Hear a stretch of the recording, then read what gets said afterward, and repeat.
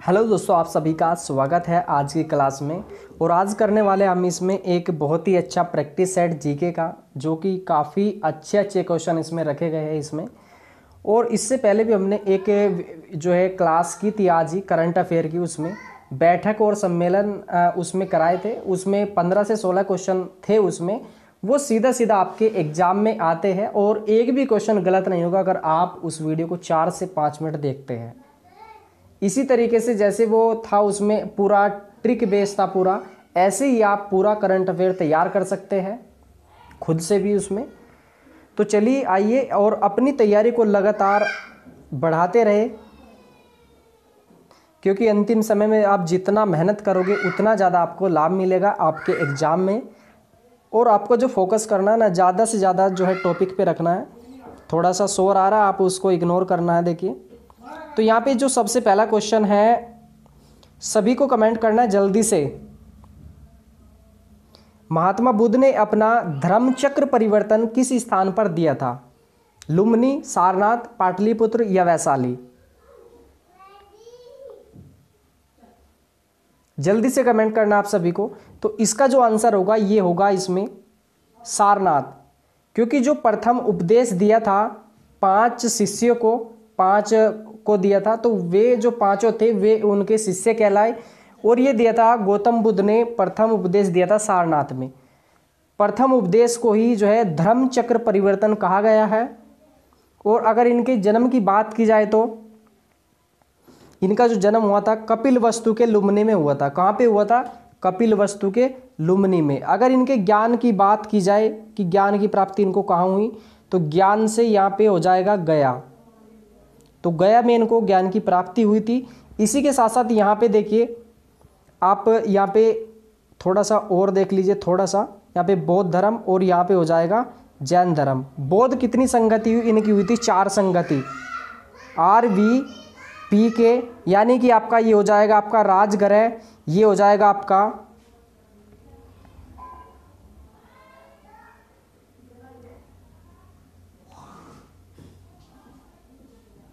अगर देखिए थोड़ा शोर आ रहा तो आप उसको इग्नोर करना है। देखिए उसमें इसके बाद यहाँ पे जो हम कर रहे थे, देखिए कितनी संगति हुई बौद्ध की? ये हुई थी 4, RVPK।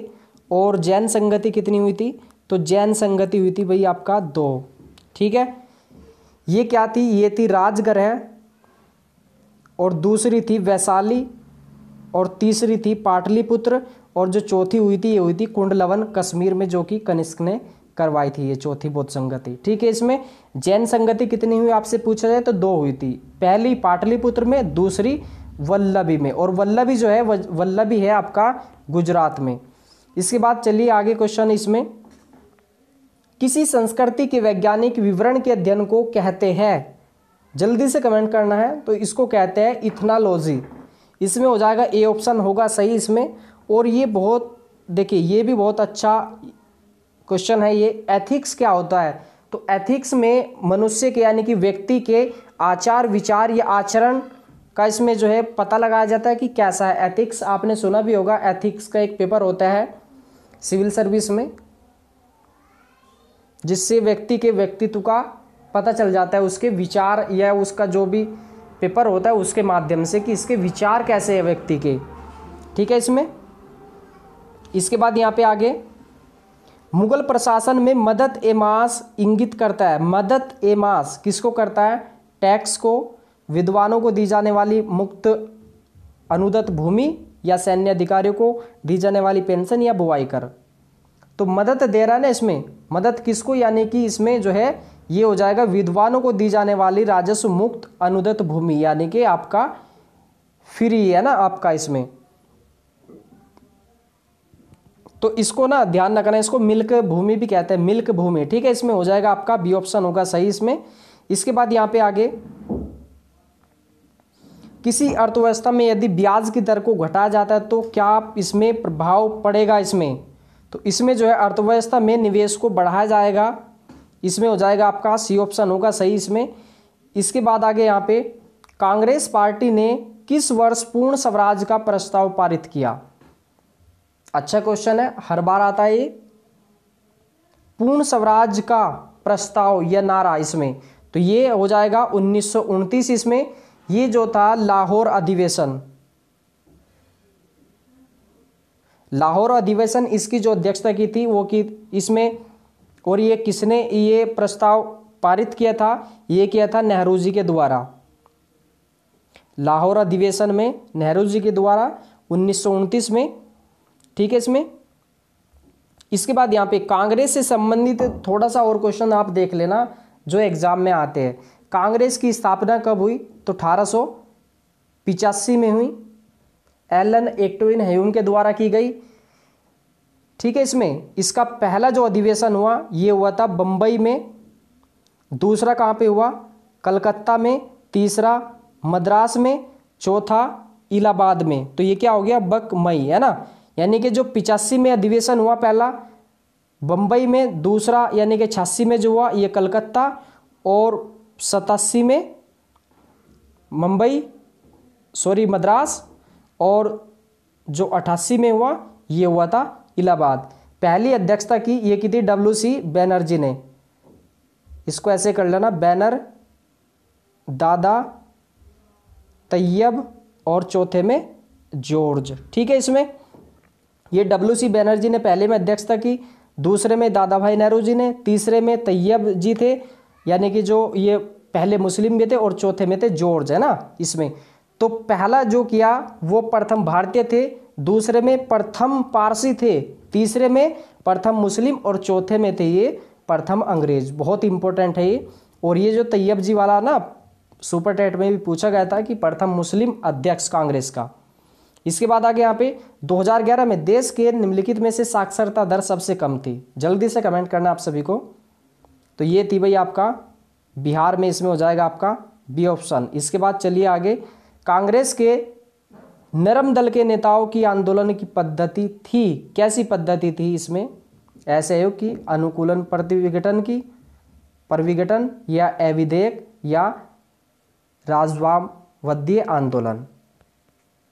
तो ये थी, इसमें हो जाएगा आपका बी ऑप्शन हो जाएगा इसमें, राजवामवाद आंदोलन इसमें होगा।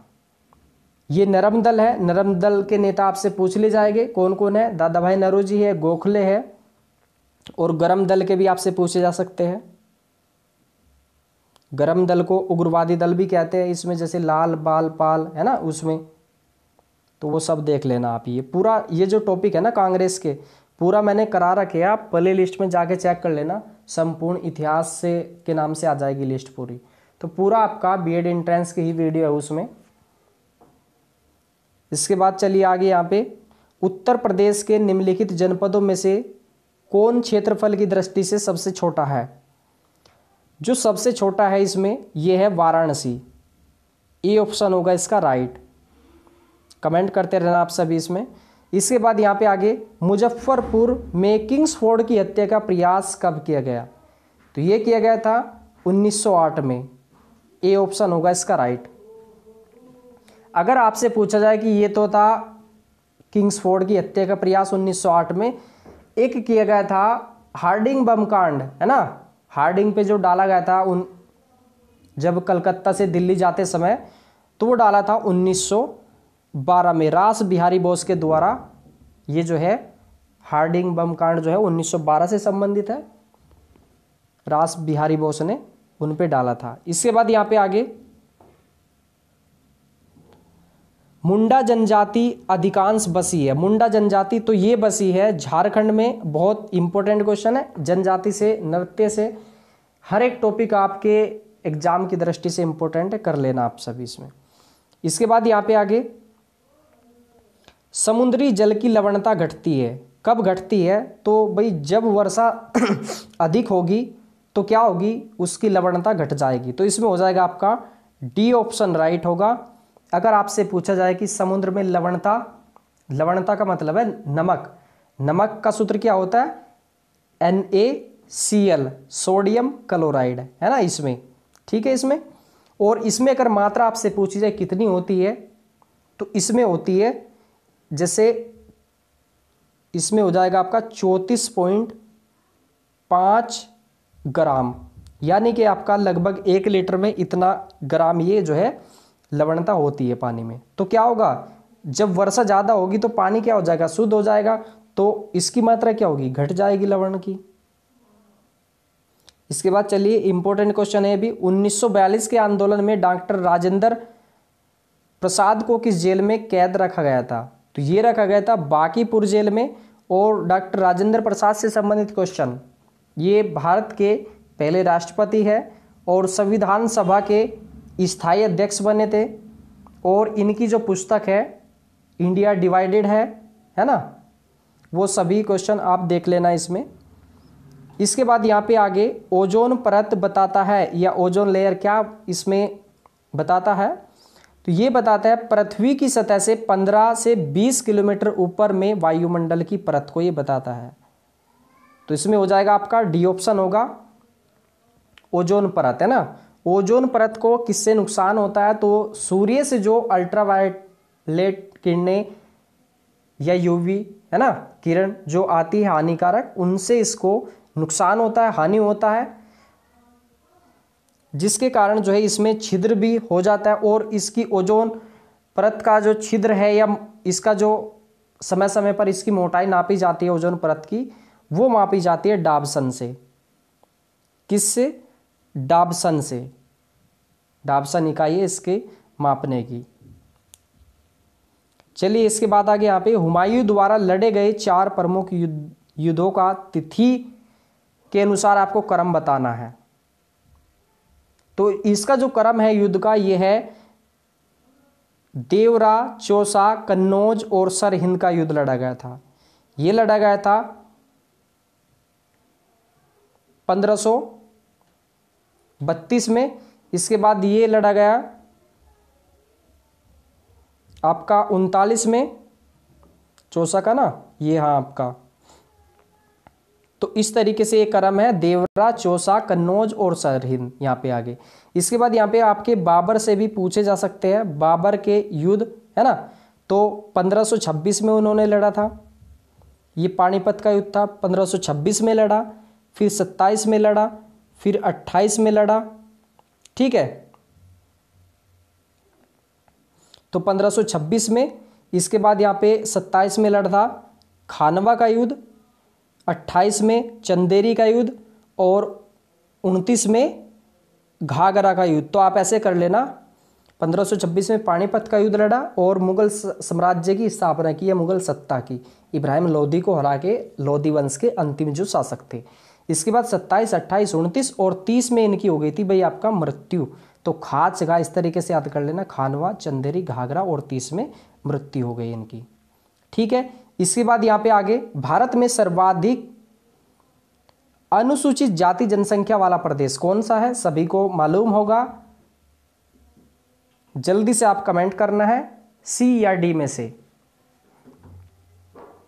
तो बहुत अच्छा, लगभग आपके जो आंसर आ रहे सही आ रहे हैं। तो इसमें अनुसूचित जाति यानी कि एससी जनजाति जो सबसे ज़्यादा है, ये है उत्तर प्रदेश में, है ना। अगर आपसे पूछा जाए एसटी, तो ये हो जाएगा आपका मध्य प्रदेश।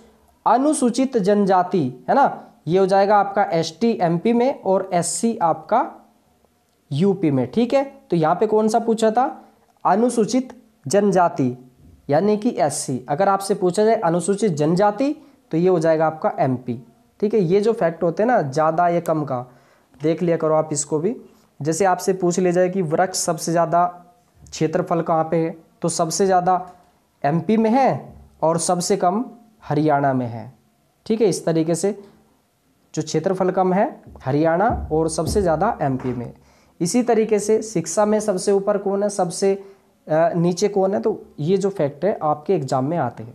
चलिए आगे, भारत की 1/4 से अधिक नगरीय जनसंख्या जिन 2 राज्यों में निवास करती है वे कौन से हैं? तो वे जो राज्य है महाराष्ट्र और उत्तर प्रदेश है। तो इसमें हो जाएगा आपका डी ऑप्शन सही होगा इसमें। इसके बाद यहाँ पे आगे, राजनीतिक सुधारों को लेकर विरोध करने वाले भारतीय कौन थे? पहले भारतीय, यहाँ पे पूछा है कि पहले भारतीय राजनीतिक सुधार, तो इनका तो नाम हमने सुना नहीं इसमें, है ना, इनका भी नहीं सुना, केवल ये सुने हमने, ठीक है। इसमें और यहाँ पे पूछा है राजनीतिक सुधार, तो भाई ये जो राजा राम मोहन राय थे ये राजनीतिक नहीं थे, तो इसका जो आंसर हो जाएगा सीधा सीधा आपका हो जाएगा ये बाल गंगाधर तिलक। ठीक है, इंपॉर्टेंट क्वेश्चन है और ये गर्म दल से थे।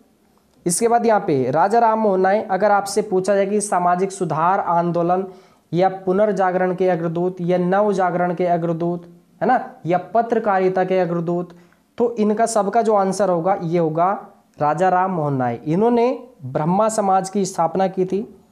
ब्रह्मा समाज की कब की थी? 1828 में की थी, है ना, इसमें 1828 में की थी। इनकी पुस्तक बहुत इंपॉर्टेंट है, पुस्तक जैसे मिरातुल अखबार है ना, संवाद कौमुदी है। वहीं पे जैसे स्वामी दयानंद सरस्वती जी, जैसे उनका आर्य समाज की स्थापना की 1875 में। ठीक है, और उनकी जो पुस्तक है वो है सत्यार्थ प्रकाश। चलिए इसके बाद यहाँ पे, और इसके बाद यहाँ पे दादा भाई नेहरू जी, आपको पता है ये पहले अध्यक्ष थे जो पारसी थे। कब बने थे? बैनर दादा, यानी कि 1800 ये बने थे 86 में, यानी कि दूसरा अधिवेशन था ये कलकत्ता में हुआ था। ठीक है, कहाँ पे? कलकत्ता में। इनकी एक पुस्तक है दी अनब्रिटिश रूल ऑफ इंडिया, ऐसे कुछ करके इनकी पुस्तक है, बहुत इंपॉर्टेंट है ये।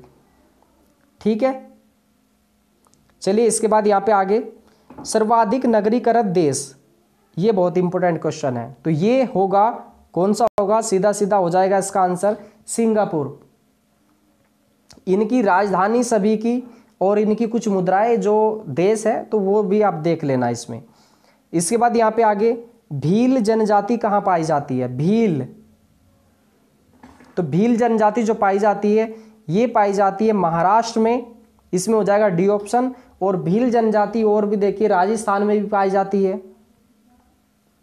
इसके बाद यहाँ पे आगे बहुत इंपॉर्टेंट क्वेश्चन है ये भी, एक उच्च न्यायालय का न्यायाधीश अपना त्यागपत्र संबोधित करता है, किसको करता है? तो ये सीधा सीधा आंसर हो जाएगा भाई आपका राष्ट्रपति को करते हैं, तो ये ऑप्शन होगा इसमें। और ये जितने भी क्वेश्चन आ रहे हैं ना प्रैक्टिस सेट में, ये पूरा मैंने करा रखे हैं, आप प्ले लिस्ट में जाके चेक करना। उसमें 2019 की लगभग 60 से 70 वीडियो थी, हिस्ट्री, ज्योग्राफी, पॉलिटी, इकोनॉमिक्स, पूरा आपका कराया हुआ मैं, देखो उसमें। और ये जो क्वेश्चन आते हैं ना आपके एग्जाम में, आपको लगता है कि कहाँ से ये आए, ये आपके टॉपिक से ही आते हैं। बस आपका एक टॉपिक आपका जो है क्लियर होना चाहिए बस। और आपके लिए जो है एक बहुत ही अच्छा ऑप्शन है आपका जो हिंदी है, रीजनिंग है और जीके आपका, तो इनमें आपके हिंदी में फुल मार्क्स लाए जा सकते हैं। 50 क्वेश्चन है। अभी जो पैटर्न पे बहुत सारे अफवाह फैल रही कि एक एग्जाम होगा, एक होगा, तो अभी उसको छोड़िए। ठीक है, इसमें तो हिंदी में फुल मार्क्स लाए जा सकते हैं, रीजनिंग में भी फुल, और जीके में भी बहुत अच्छे मार्क्स लाए जा सकते हैं। और सब्जेक्ट आपका सभी का बहुत अच्छा होगा ही। चलिए इसके बाद यहाँ पे आगे, भारतीय संविधान में कितनी क्षेत्रीय भाषाओं के रूप में मान्यता प्राप्त है? कितनी है? तो ये है भाई आपका 22, इसमें हो जाएगा आपका डी ऑप्शन होगा।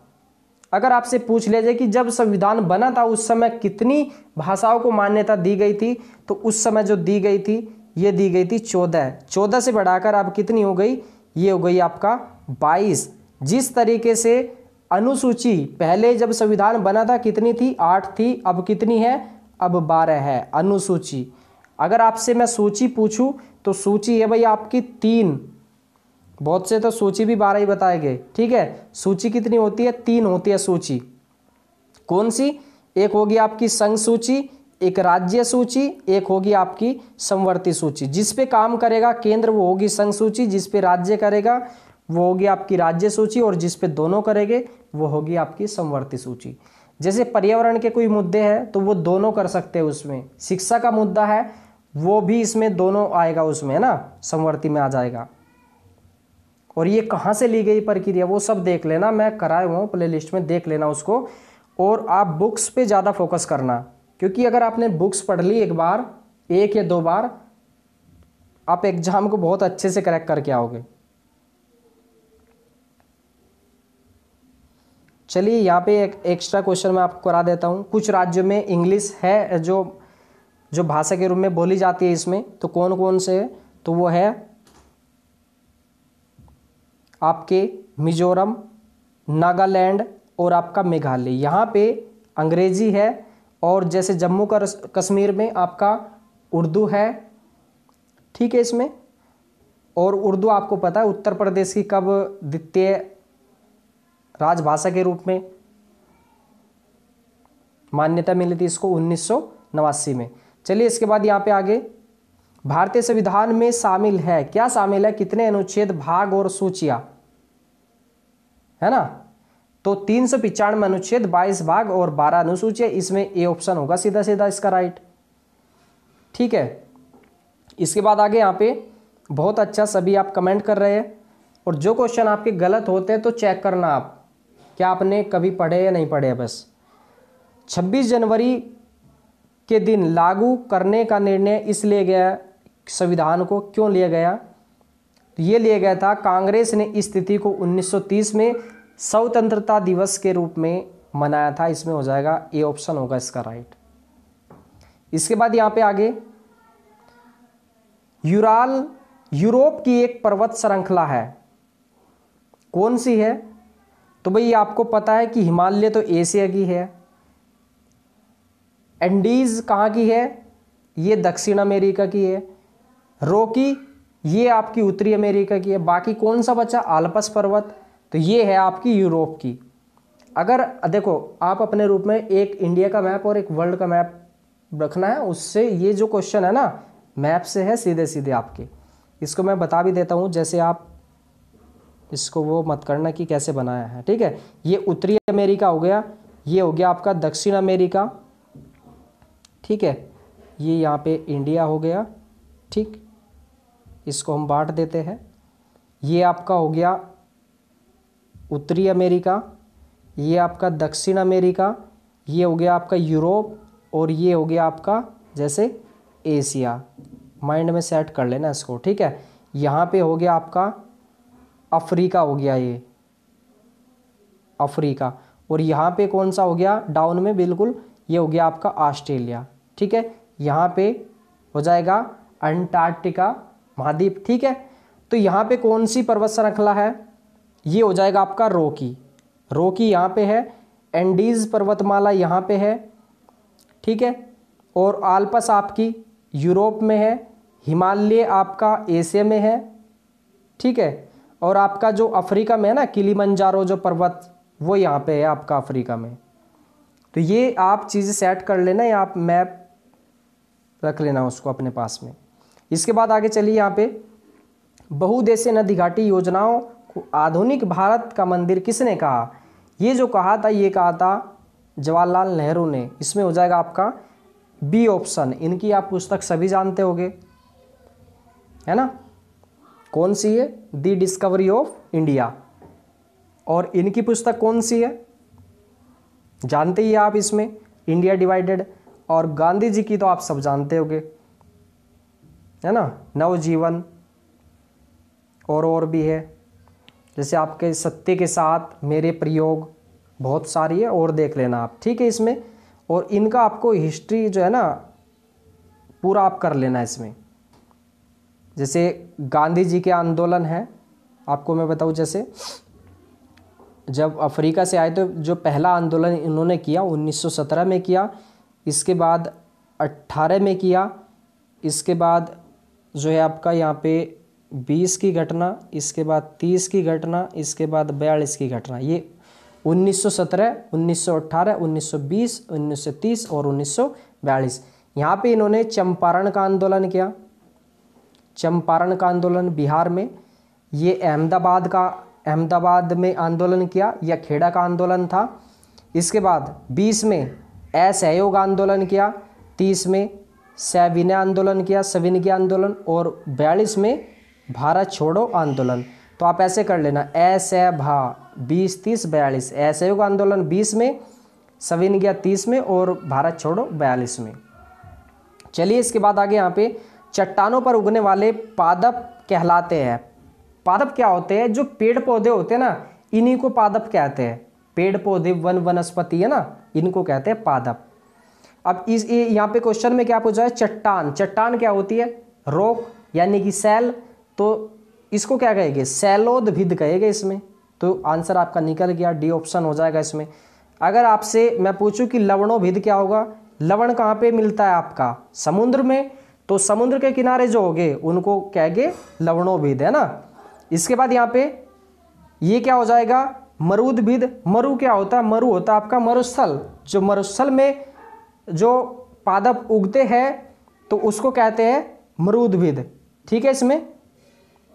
चलिए इसके बाद यहाँ पे आगे बहुत इंपॉर्टेंट क्वेश्चन है अभी, जल वाष्प, है ना, ताप पर थर्मामीटर को नामांकित करने का उपकरण निम्न में से कौन सा है। यानी कि आपसे ये पूछ रहा है कि जलवाष्प की जो मात्रा है या आर्द्रता, उसको किससे मापते हैं, तो उससे मापते हैं हाइग्रोमीटर से। किससे, हाइग्रोमीटर। कभी आप यहाँ पे ताप देख के और थर्मामीटर देख के सीधा थर्मामीटर लगा दो कि कहाँ पे है, ऑप्शन में दिखाई नहीं दे रहा, तो ऐसा नहीं करना। ये इसमें दिया है आपका जल वाष्प, है ना, तो ये हो जाएगा आपका हाइग्रोमीटर। और ये जो है ना आपका देखिए पायरोमीटर या पायरहेलियोमीटर बहुत उच्च ताप मापने के लिए प्रयोग किए जाते हैं। और थर्मोस्टेट आपने सुना होगा, थर्मोस्टेट का क्या कार्य है, उसमें आपके फ्रिज में होता है आपका, जो टेम्परेचर को एक समान बनाए रखता है। ऐसा नहीं कि 5 मिनट में तुरंत बर्फ़ जमा दिया और 5 मिनट में जो बर्फ़ जमा होता फ्रिज का 5 घंटे का, वो तुरंत उसको पानी बना दिया।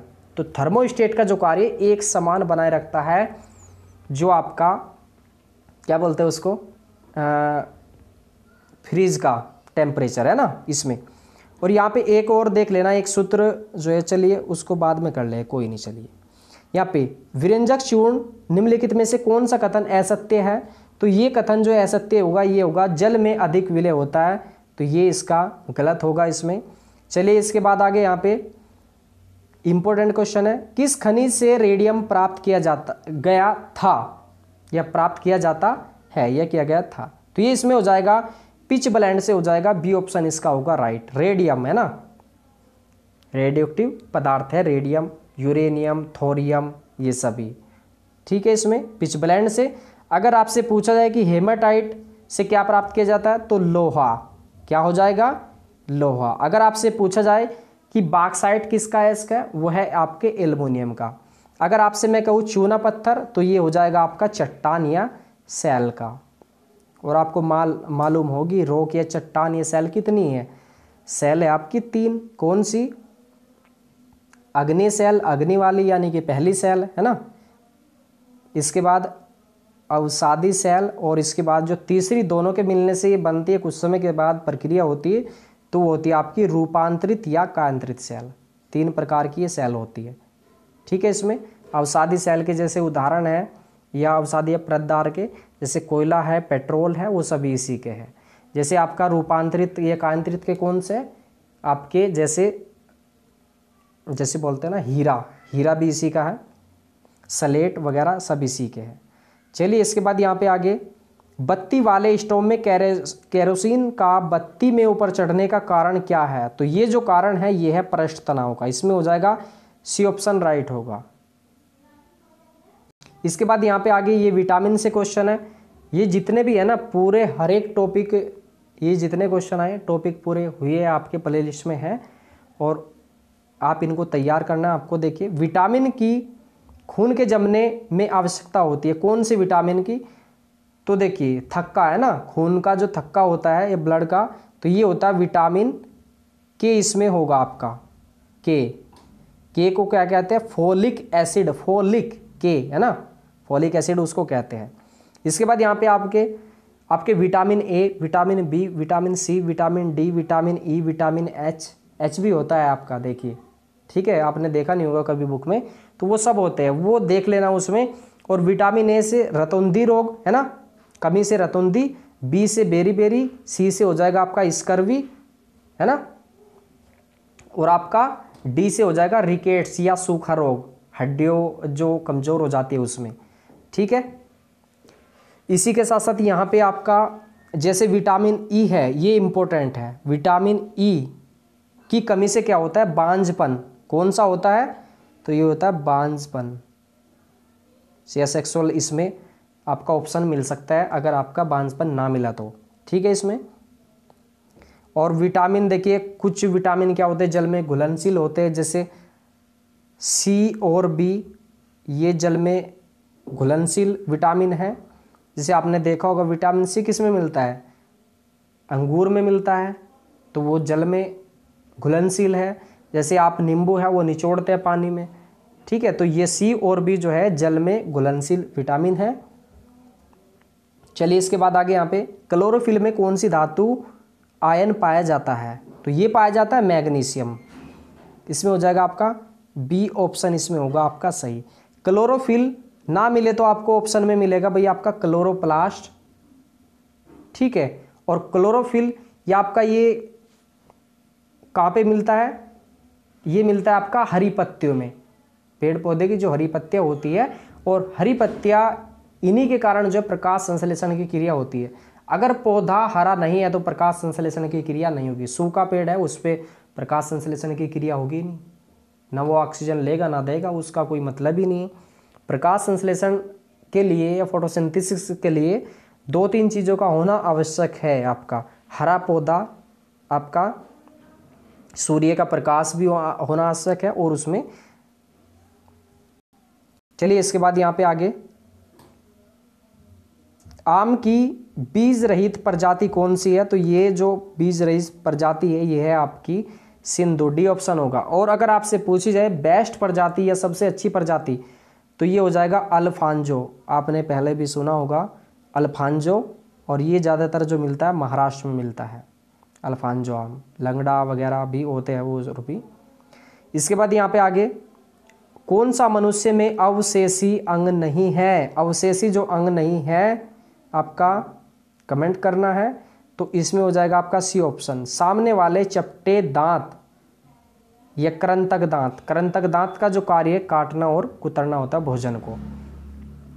अब अवशेषी अंग कौन से होते हैं, अवशेषी अंग होते हैं एक दूसरे से जो जुड़े हुए होते हैं आपके, जैसे मांसपेशियां, जैसे आपका कर्णपाली की कर्णा मांसपेशियां एक दूसरे से जुड़ी होती है। अगर आप जैसे आपने नींबू खाया तो आप चटका लगा ना, तुरंत आपका जो फेस बदल जाता है तुरंत जैसे ही। तो बहुत सारी इसमें क्या होती है मांसपेशियां जुड़ी हुई होती है उसमें, तो ये इस तरीके से होते हैं अवशेषी अंग। ये एक दूसरे से संबंध होता है इनका, जुड़े हुए होते हैं। इसके बाद यहाँ पे उत्तर प्रदेश में रानी लक्ष्मीबाई बांध परियोजना निर्मित है, किस नदी पे है, तो ये है आपकी बेतवा नदी पर। ये जो रानी लक्ष्मीबाई बांध परियोजना है ये यूपी और एमपी की संयुक्त परियोजना है। ठीक है इसमें, और जैसे आपके बांध है भांगड़ा नागल बांध, रिहंद है आपका, और आपका जैसे हीराकुंड है, वो सब देख लेना। आपके जैसे भांगड़ा कहाँ पे है, सतलज नदी पंजाब में है ना, आपका रिहंद उत्तर प्रदेश में, और हीराकुंड महानदी पर उड़ीसा में। इसके बाद यहाँ पे आगे पीत क्रांति संबंधित है, पीत या पीली क्रांति है तिलहन या सरसों से, हो जाएगा इसमें सी ऑप्शन होगा आपका। ठीक है, और आपको पता देखिए दुग्ध क्रांति या श्वेत क्रांति इसको कहते हैं, है ना, तो इसके जो जनक थे वो थे वी कुरियन। अगर आपसे मैं पूछूं कि मत्स्य पालन ये किससे है, तो ये हो जाएगा आपका नीली क्रांति से। और आपसे मैं कहूँ कि खाद्यान्न से कौन सा हो जाएगा, खाद्यान्न यानी कि चावल अनाज गेहूँ, है ना, इससे हो जाएगा आपका हरित क्रांति। और हरित क्रांति के बारे में आप जानते ही है, जैसे आपका जो गेहूँ चावल के अत्यधिक उत्पादन जो हुआ था उसमें। ठीक है, और सबसे ज़्यादा जो प्रभाव पड़ा था पंजाब हरियाणा और उत्तर प्रदेश में पड़ा था। चलिए यहाँ पे कुछ क्रांति कर लेते, और आज की क्लास है मुझे आशा कि काफ़ी अच्छी रही होगी। तो क्रांतियाँ हैं, इनमें क्वेश्चन आते हैं, जब मैंने एग्ज़ाम दिया था उस समय भी क्वेश्चन आया था, क्रांति से भी आया था, और हरित क्रांति का जनक भी उसमें पूछा था। 18 में पूछा था कि हरित क्रांति के जनक कौन है सीधा सीधा, और उसमें 17 में पूछा था ये आपका कि विश्व में हरित क्रांति के जनक। तो ऐसे आ सकता है आपका, अभी करेंगे उसको भी। नीली क्रांति हो जाएगा सीधा सीधा आपका मत्स्य पालन से। पीली क्रांति या पीत क्रांति ये हो जाएगा आपका तिलहन सरसों से। लाल क्रांति मांस या टमाटर से। गुलाबी क्रांति हो जाएगा प्याज या झींगा मछली से। ठीक है, इसमें सुनहरी क्रांति हो जाएगा आपका बागवानी उत्पाद या सब्जी आदि से संबंधित होगा। इसके बाद यहाँ पे आगे रजत क्रांति, ये हो जाएगा अंडे से संबंधित होगा, रजत क्रांति अंडे में, है ना। इसके बाद यहाँ पे धूसर क्रांति या भूरी क्रांति, ये हो जाएगा आपका उर्वरक से संबंधित या खाद से संबंधित। और एक बहुत बार आता है आपका एग्जाम में यूरिया में कितने % नाइट्रोजन होता है, तो यूरिया में पाया जाता है NPK। अगर कोई आपने देखा होगा यूरिया का कट्टा किसी के यहाँ खेती होती होगी तो उस पर लिखा होता है NPK, नाइट्रोजन, फास्फोरस और आपका पोटेशियम। नाइट्रोजन मिलती है इसमें 46%, सबसे ज़्यादा मात्रा में मिलती है। ठीक है, इसमें अगर आपसे पूछा जाए कि यूरिया का सूत्र क्या होगा तो NH2CO NH2 इसका सूत्र होता है। NH2 को NH2 ऐसे भी याद कर लेना आप इसको। ठीक है, आप इसको इकट्ठा भी लिख सकते हैं 2NH2 को इस तरीके से भी। ठीक है, इसमें इसके बाद यहाँ पे आगे किरसन क्रांति हो जाएगा पेट्रोलियम और खनिज तेल से। अमृत, गंगा तेरा पानी अमृत, तो ये हो जाएगा नदी जोड़ो परियोजनाओं से। काली क्रांति हो जाएगा कच्चा तेल से, काला होता ना जो तेल निकलता है। इसके बाद यहाँ पे आगे श्वेत क्रांति हो जाएगा दुग्ध से, और इसके जो जनक थे ये थे कुरियन। इसके बाद यहाँ पे आगे हरित क्रांति के जनक आपसे पूछा जाएगा, अगर पूछे स्पेशल में भारत में हरित क्रांति के जनक कौन थे तो ये थे डॉक्टर स्वामीनाथन। अगर आपसे पूछा जाए कि जनक, आपसे ना भारत बोले ना विश्व बोले, आपसे पूछा जाए कि हरित क्रांति के जनक कौन होंगे, तो भाई जो बड़े थे ना ये आपके विश्व में डॉक्टर नॉर्मल बोरलॉग यही होंगे। अगर आपसे स्पेशल पूछा है कि विश्व में कौन होंगे तो भी नॉर्मल बोरलॉग हो गए आपके। ठीक है, इसके बाद यहाँ पे इंद्रधनुष क्रांति, तो ये हो जाएगा आपका सतरंगी क्रांति। इंद्रधनुष में कितने कलर होते हैं? 7 है ना। तो आज की क्लास ये थी, और कमेंट जरूर करना कि आपको ये क्लास कैसी लगी और आपके कितने क्वेश्चन आपके सही हुए। और आप देखो ज़्यादा से ज़्यादा जो फोकस करना अपने टॉपिक्स पे किया करो और बुक्स को ज़्यादा से ज़्यादा पढ़ना है। और लास्ट में मैं आपको फिर एक बार कहता हूँ कि आपका जो हिंदी है, रीजनिंग है और जीके है आपका, यहाँ पे आपके अगर 50 क्वेश्चन है, जैसे 40 से 45 आप कर सकते हो, रीजनिंग में भी 40 से 45, जीके में भी आप कम से कम 40 क्वेश्चन आप आराम से कर लोगे अगर आप रेगुलर जो है बुक्स पढ़ रहे हो। चलिए आज की क्लास को यहीं पे समाप्त करते हैं, नेक्स्ट क्लास में मिलते हैं। और जो मैंने करंट अफेयर का आज वीडियो डाला था उसको आप देख लेना ज़रूर।